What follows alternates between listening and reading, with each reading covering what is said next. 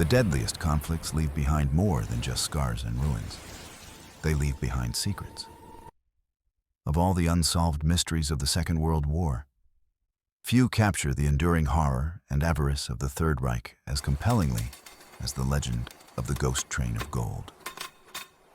This is not merely a tale of lost treasure. It is a complex intersection of history, geopolitics, and engineering, set against the backdrop of the Nazi regime's final, desperate collapse. By the autumn of 1944, the once unstoppable Wehrmacht was in full chaotic retreat across the Eastern Front. The Soviet Red Army was advancing relentlessly toward the industrial heartlands of Germany. Recognizing the inevitability of defeat, high-ranking Nazi officials initiated a frenzied, desperate campaign to liquidate, conceal, and transport the vast wealth, gold, jewels, art, and classified technology systematically plundered from across occupied Europe. This wealth, stolen through organized terror and genocide, was the financial bedrock of the collapsing regime and, simultaneously, a critical asset meant to fund a future resurgence or a comfortable exile for the Nazi elite. The sheer scale of this stolen fortune defies imagination.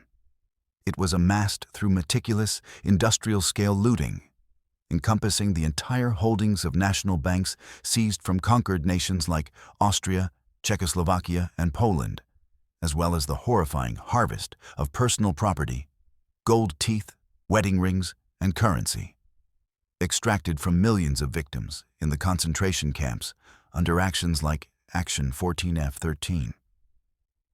This colossal hoard represented the material proof of the Reich's crimes. The primary challenge for the Nazi leadership became logistics. How to move this immense, heavy wealth, tens of tons of gold bullion alone, across a collapsing rail network while under relentless Allied air attack and pursued by the advancing Soviet forces. This effort was shrouded in absolute secrecy, managed by a select group of SS officers and party officials loyal only to the highest echelons of the regime. The focus of this desperate evacuation centered on the easternmost parts of the shrinking Reich, particularly the historic region of Lower Silesia, now southwestern Poland. This area was chosen for its rugged terrain, its distance from the immediate front lines in 1944, and most critically, for the massive, impenetrable construction project already underway deep beneath its Owl Mountains, Project Riese, Giant. This complex of subterranean tunnels, factories, and shelters, a gargantuan, unfinished testament to German engineering ambition, provided the perfect, secretive infrastructure to conceal a large, high-value asset like a train filled with treasure. The legend of the ghost train holds that one specific, heavily loaded train departed from the city of Breslau, Wrocław, and vanished into this mysterious, mountainous landscape in the final, chaotic months of the war. Its cargo was not just strategic, it was historically damning. This initial, frenzied attempt to conceal the material evidence of the Reich's crimes laid the groundwork for a mystery that would persist for decades, driven by whispers, deathbed confessions, and the unyielding allure of immense, cursed wealth.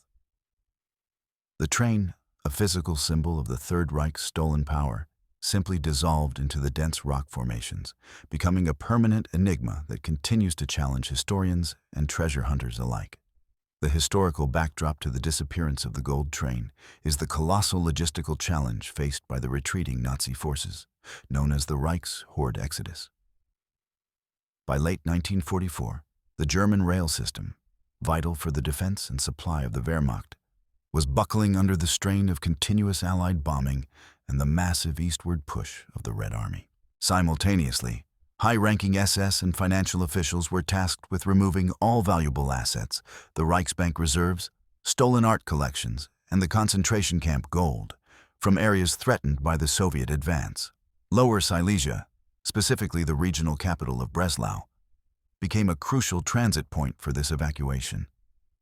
The city housed significant financial institutions and was a major railway hub.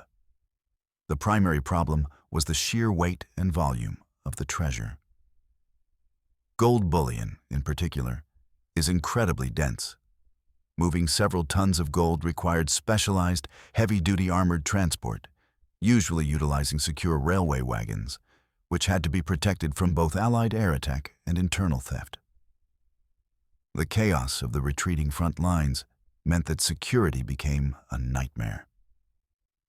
The operation relied on absolute secrecy, managed by dedicated units of the Waffen-SS, whose loyalty was specifically guaranteed by Heinrich Himmler. The legend, which later became the focus of intense investigation, centers on a specific train leaving Breslau in early 1945. Accounts suggest this train consisted of between 10 and 15 carriages, heavily armored and sealed, and that its manifest included substantial quantities of gold and possibly documentation related to the Riese complex. Crucially, the train's journey was routed toward the mountainous region around Walbrzych, then Waldenburg. This area offered a degree of natural protection from aerial reconnaissance and was the known location of Hitler's ambitious and highly secretive underground construction project. The strategic decision to move the wealth into a subterranean facility like Riese was not accidental. The Nazis recognized that the only way to safeguard such a treasure from Soviet capture was to bury it or seal it deep within rock formations, relying on the geological strength to protect the hoard until a future time, a potential Fourth Reich, when it could be recovered.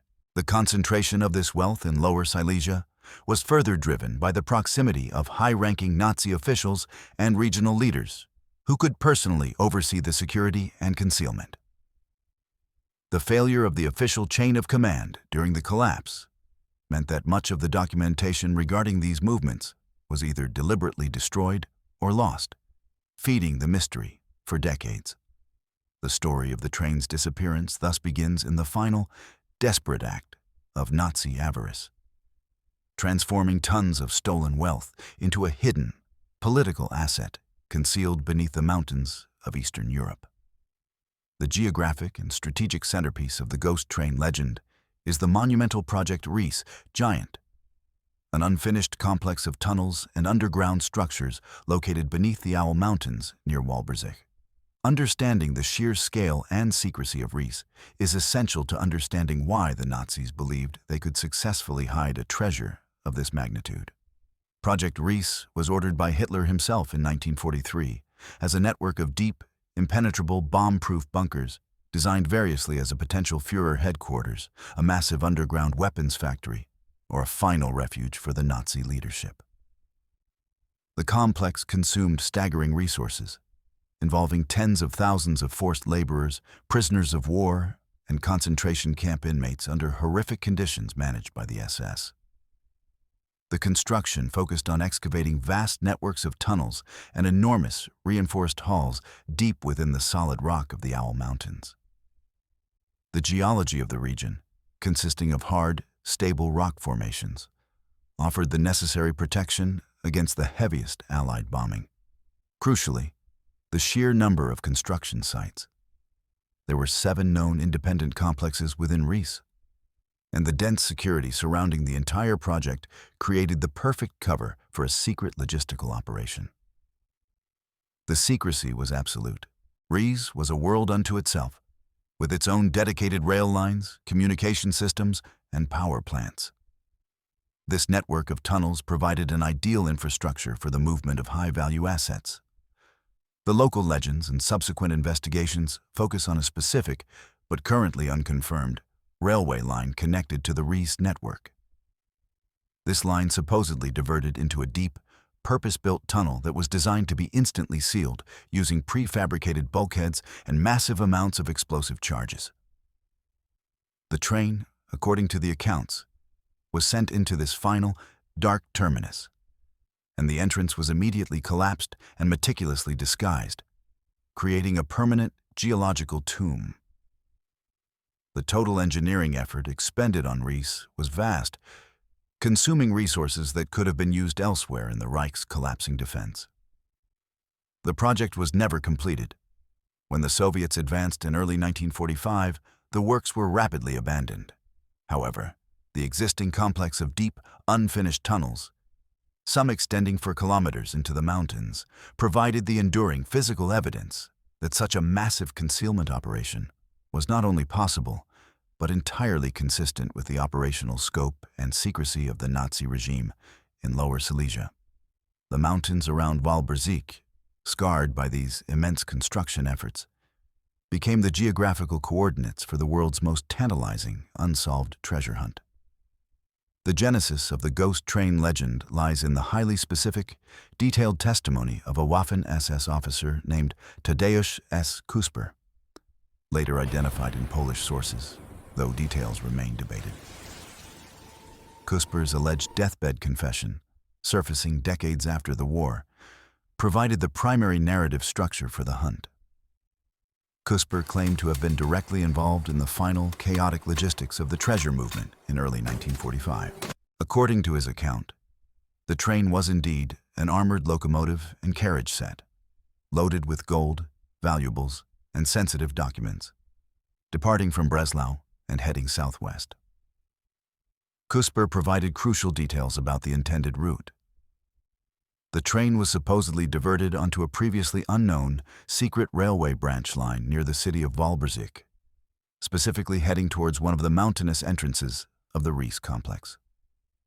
The exact location of the tunnel remains the most critical and contested detail of his testimony.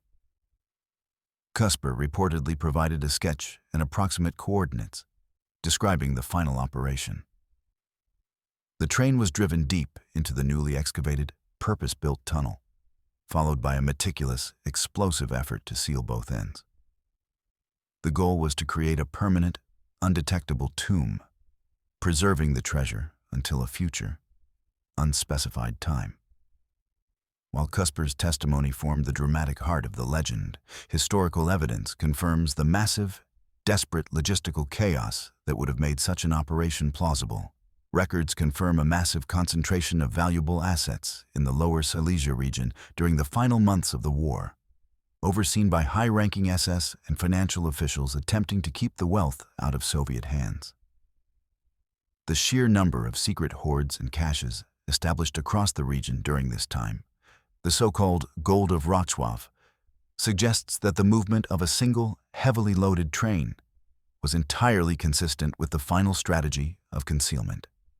The key challenge for modern investigators is separating the dramatic embellishment of a deathbed confession from genuine, verifiable historical fact. Kusper's account was detailed, describing the number of carriages, the type of personnel involved, SS security, and the use of forced labor to complete the sealing process. This level of granular information elevated the story beyond simple folklore, placing it firmly in the realm of investigative possibility and prompting decades of subsequent research and searches by historians, governments, and private citizens drawn by the promise of the war's greatest material secret. The train, in this narrative, is not merely a collection of valuables. It is a meticulously planned logistical operation that was cut short by the Soviet advance, leaving behind a permanent, tangible enigma. The cargo alleged to be contained within the ghost train is a chilling inventory of the Third Reich's criminal enterprise, emphasizing the profound historical significance beyond mere monetary value. While the legend universally speaks of gold, the hoard would likely have been a composite of several categories of stolen wealth, reflecting the diverse and systematic nature of the Nazi looting machine. Gold bullion and Reichsbank reserves. A significant portion of the cargo would have been gold from the Reichsbank, representing the final, portable reserves of the German state, often mixed with gold seized from the national banks of occupied countries like Belgium and the Netherlands. The victim's gold, malignant harvest. The most morally reprehensible component would have been the gold and personal valuables systematically stripped from concentration camp victims. This includes gold dental fillings, wedding rings, and currency extracted through actions managed by the SS, the undeniable material evidence of the Holocaust. Art and cultural assets. Given the high value and easy portability of certain items, the train likely carried crates of irreplaceable artwork, jewelry, and cultural artifacts looted from museums and private collections across occupied Europe. managed through official looting organizations like the Einsatzstab Reichsleiter Rosenberg, ERR. Classified technology, Wunderwaffen. Adding to the intrigue, persistent whispers suggest the train also carried sensitive documents, prototypes, or components related to advanced German weapons programs, or Wunderwaffen, which were often housed and tested near the Riese complex. The sheer density of the payload further confirms the plausibility of the train narrative. Moving tens of tons of gold bullion requires a dedicated set of heavy-duty rail carriages, consistent with the reported 10 to 15 cars. A simpler transport method, like truck convoys, would have been impractical and far less secure. The decision to seal this specific, highly valuable manifest inside a tunnel suggests the Nazis viewed the treasure as a long-term strategic asset, a secret bank account to fund post-war operations or resistance movements, rather than simply a last-minute flight of capital. The train itself, therefore, became a complex, rolling archive of the Third Reich's financial power, its genocidal crimes, and its final technological ambitions. The cargo is not merely a prize for a treasure hunter. It is a critical, missing piece of the historical record, potentially containing documentation or artifacts that could further illuminate the vast, coordinated scale of the Nazi looting operations and the final, chaotic movements of its high command. The strategic concentration of the final Nazi treasure hoards in Lower Silesia was no accident. It was a decision rooted in the region's unique geography, its logistical access, and its proximity to a secure, secretive infrastructure.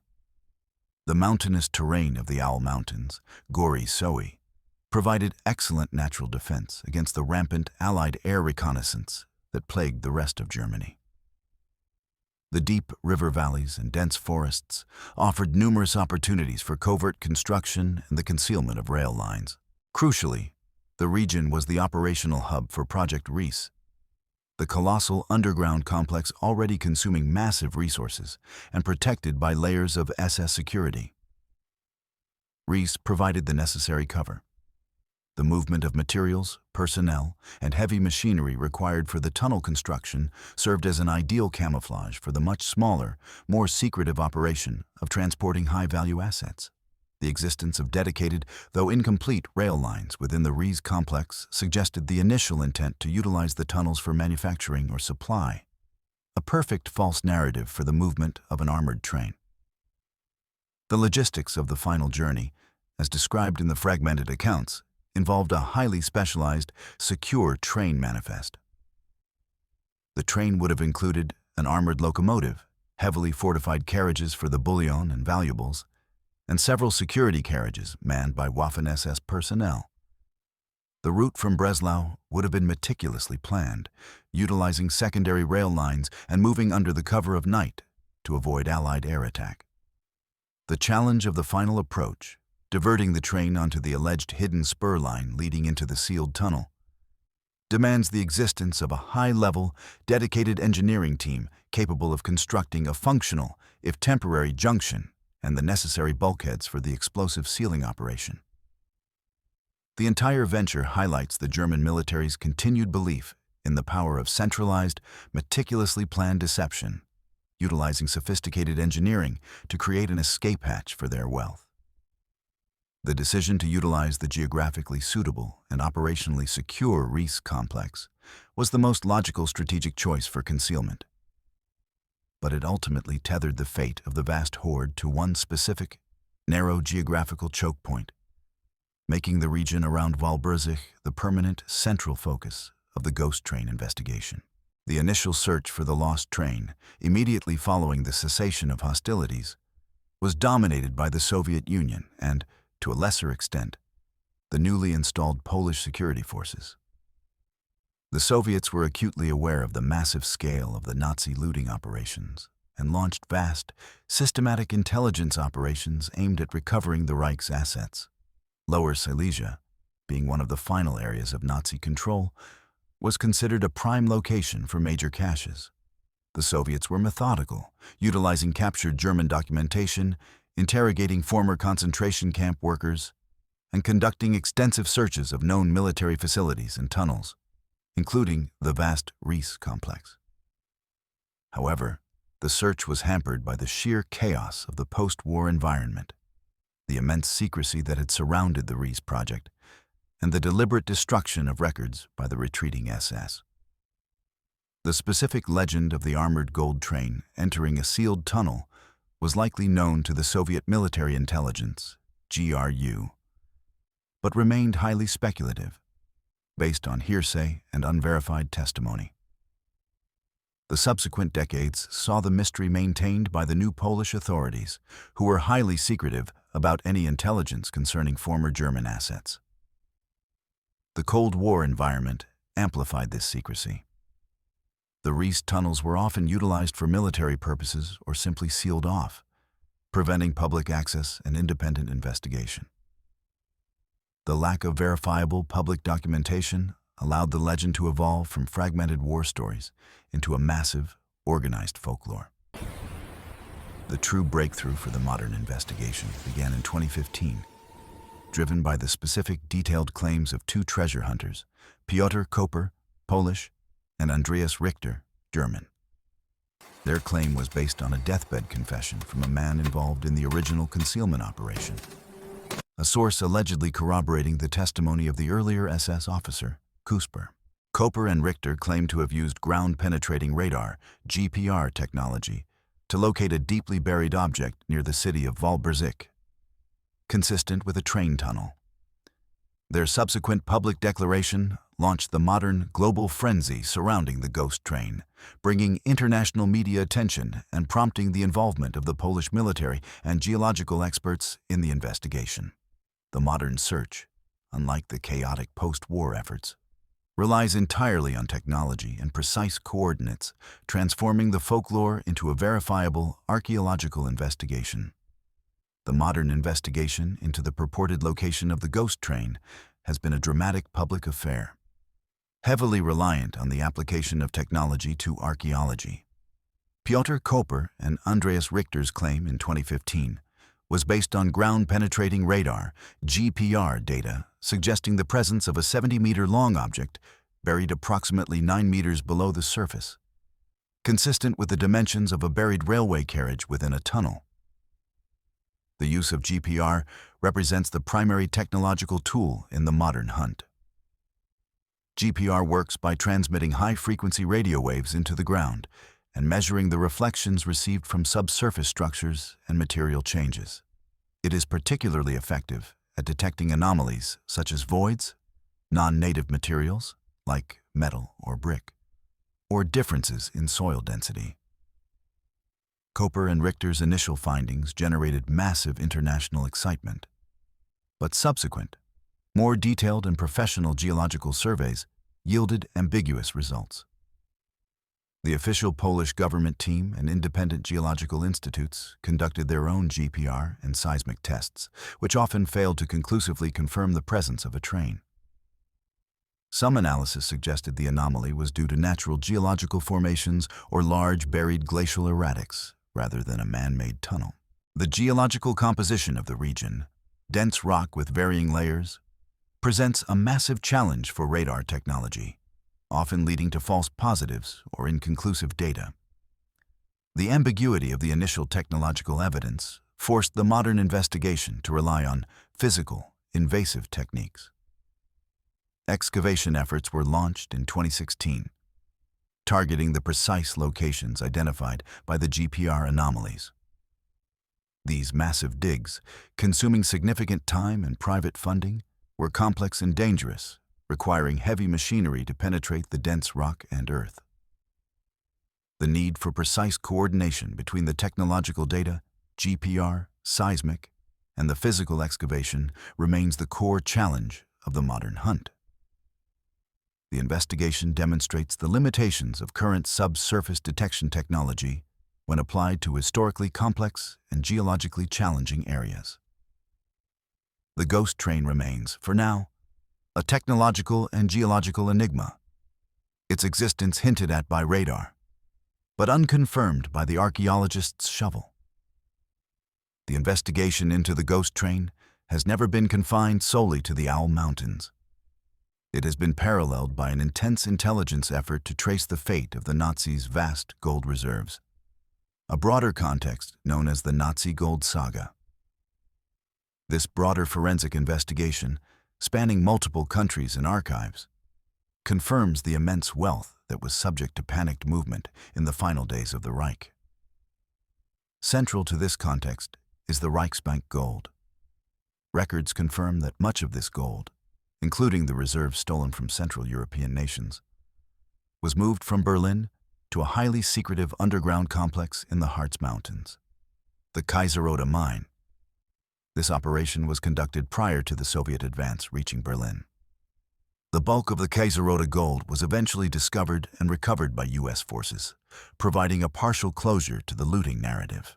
However, the existence of this massive, systematic effort to conceal the national wealth lends irrefutable plausibility to the idea that regional caches, such as the one described in Lower Silesia, would have been organized simultaneously. The investigation also encompasses the fate of personal gold. The vast, unquantifiable volume of jewelry, currency, and gold teeth systematically stolen from concentration camp victims. Records indicate that much of this victims' gold was melted down and integrated into the national reserves, making it nearly impossible to trace individually. However, the final chaotic logistics of the war meant that large, regional caches of unmelted personal wealth may have been hastily buried or concealed by local SS units.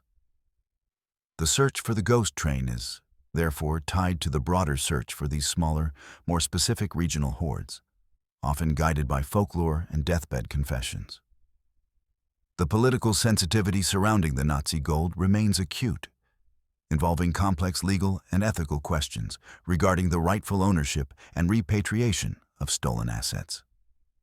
The ultimate recovery of the Walbrzych train would not only solve a historical mystery, but would trigger a significant international diplomatic and legal effort to determine the fate of the recovered materials, distinguishing between state assets, Reichsbank gold, and assets stolen from victims of the Holocaust.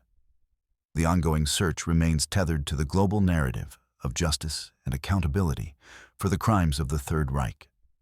The complex of tunnels known as Project Riese, which serves as the alleged final resting place of the ghost train, was far more than a simple bunker system. It was a massive, decentralized industrial and strategic enterprise whose full scope remains unknown. The sheer engineering scale of Riese is staggering. The Nazis utilized tens of thousands of concentration camp prisoners and forced laborers to excavate and reinforce the tunnels under horrific conditions. The purpose of the complex was highly ambiguous, speculated to be everything from an advanced weapons research facility, a V-weapons factory, to the final headquarters for Adolf Hitler. The immense logistical effort required to construct Riese, the movement of millions of cubic meters of rock, the vast quantities of cement, and the specialized rail lines created the perfect visual and operational camouflage for the smaller, covert operation of concealing the treasure train. The existence of the main, documented rail lines that serviced the Riese construction sites made the covert construction of a hidden rail spur, the alleged terminus of the ghost train, entirely plausible. The geological challenge faced by the construction teams was immense. The Owl Mountains are composed of dense, stable rock, providing excellent protection but requiring immense effort to penetrate. The engineers utilized highly specialized drilling and blasting techniques, often creating large, reinforced halls and complex networks of connecting tunnels. The abandonment of Riese in early 1945 was a chaotic event. The SS security units deliberately destroyed documents and infrastructure, leaving behind a fragmented paper trail and a maze of unfinished tunnels. The lack of complete, verifiable blueprints detailing the full scope of the rail network and the final stages of the construction is what sustains the mystery of the ghost train. The investigators must work backwards, relying on oral testimony and geological data to map out a system that was intentionally designed to be secretive and ultimately concealed from future investigation. Riese is the key structural element of the legend. A gigantic monument to Nazi ambition that provided the perfect, impenetrable grave for the final, most valuable asset of the collapsing Reich. The subsequent investigation into the ghost train and the wider Nazi hordes became a high-stakes, covert component of the early Cold War rivalry. The Soviet Union, having occupied Lower Silesia, immediately recognized the strategic value of the region's hidden military and technological assets. The Soviet Military Intelligence, GRU, launched aggressive searches, focusing primarily on the Project Riese complex and known German military installations. Their primary objective was not just gold, but the recovery of any advanced weapons technology or documentation related to rocketry and nuclear research. The chaotic nature of the final months of the war, however, meant that the Soviets were operating with fragmented intelligence. While they were methodical in their systematic searches, the immense scale and inherent secrecy of Riese often led them down dead ends.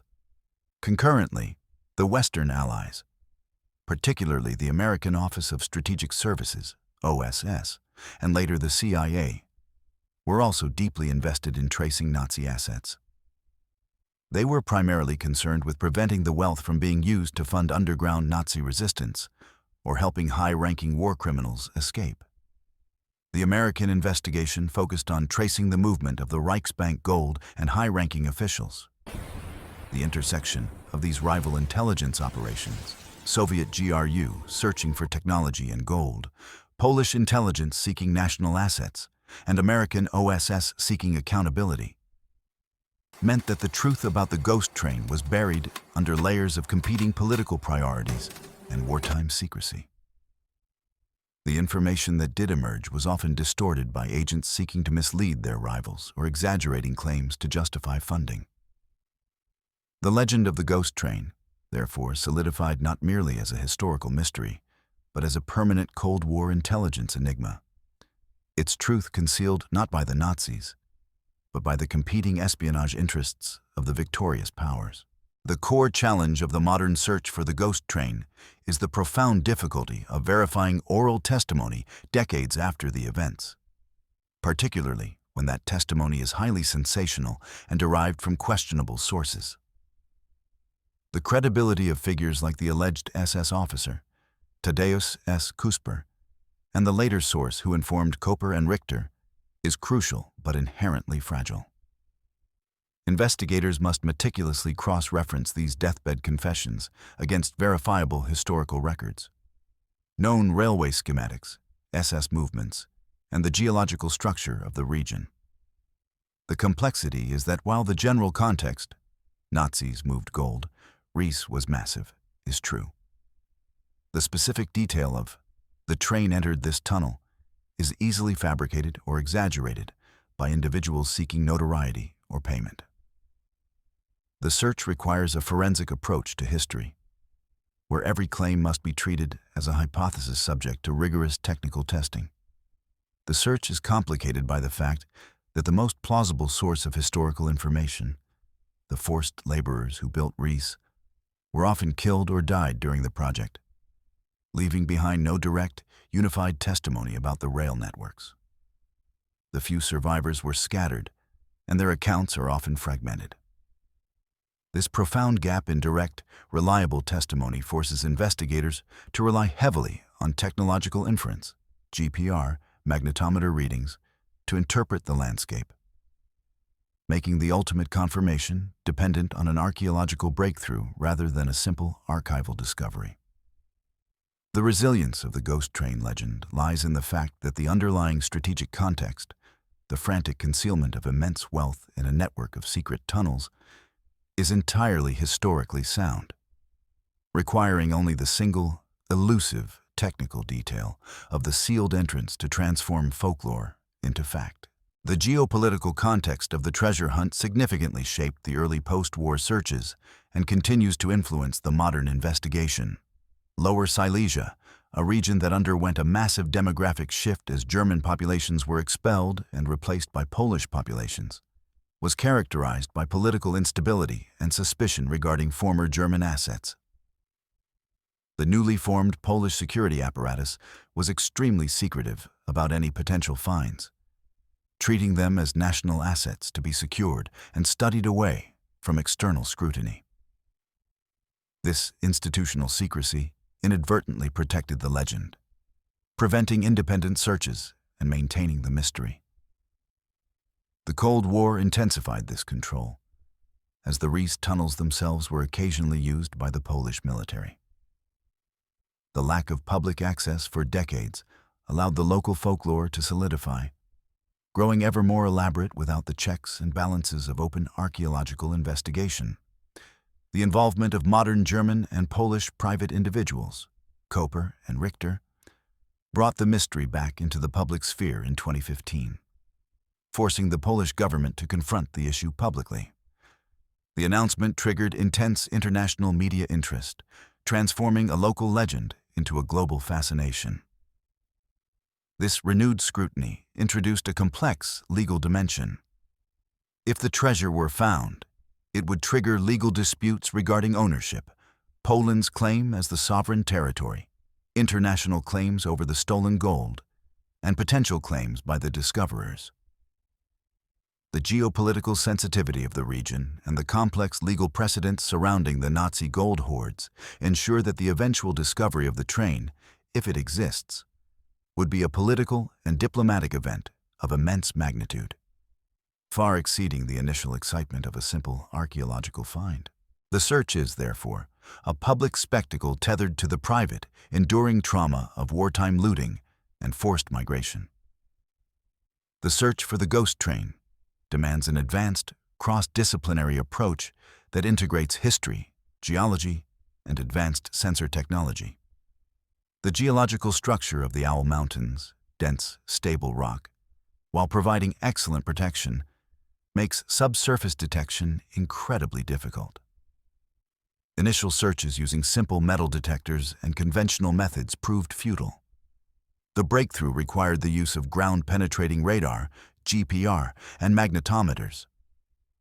GPR allows investigators to create a subsurface profile by sending radar waves into the earth and measuring the reflections, identifying anomalies such as voids or man-made structures. Magnetometers measure minute changes in the Earth's magnetic field, capable of detecting the presence of large quantities of ferrous metal, steel hull, railcars.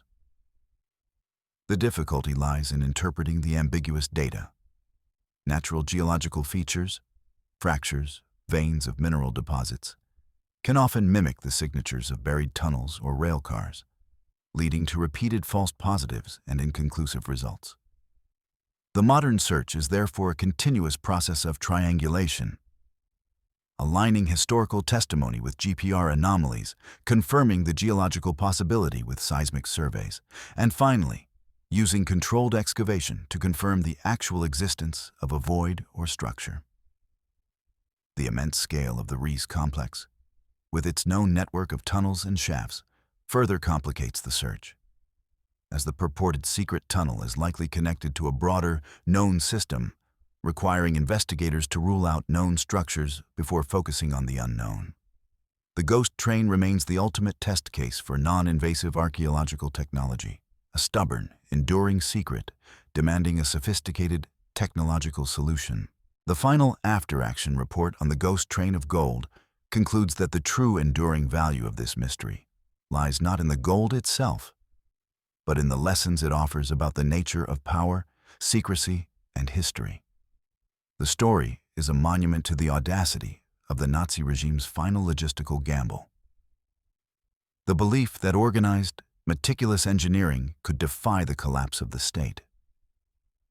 The continued search, fueled by deathbed confessions and technological inference, reinforces the enduring public fascination with unsolved historical mysteries, particularly those tied to the massive scale of wartime criminality. The discovery of the train, if it exists, would provide invaluable, unique data on the final, chaotic movements of the Nazi high command, confirming the specific, localized efforts to preserve assets for a potential future. Furthermore, The search serves as a persistent reminder of the systematic nature of the Holocaust and the massive effort required to process, conceal, and protect the stolen wealth of millions of victims. The technological challenges faced by modern investigators, the difficulty of piercing the geological curtain and separating fact from folklore, underscore the effectiveness of the original concealment operation. The ghost train of gold remains the ultimate, unsolved material secret of the Second World War. Its legacy is the public commitment to historical truth and the relentless, ongoing pursuit of justice, represented by every piece of ground-penetrating radar equipment utilized in the challenging mountains of Lower Silesia. The answer to the mystery is tethered to the technological ingenuity of the present, patiently waiting for the moment when history and geology align to reveal the final, powerful truth of the war's most valuable cargo.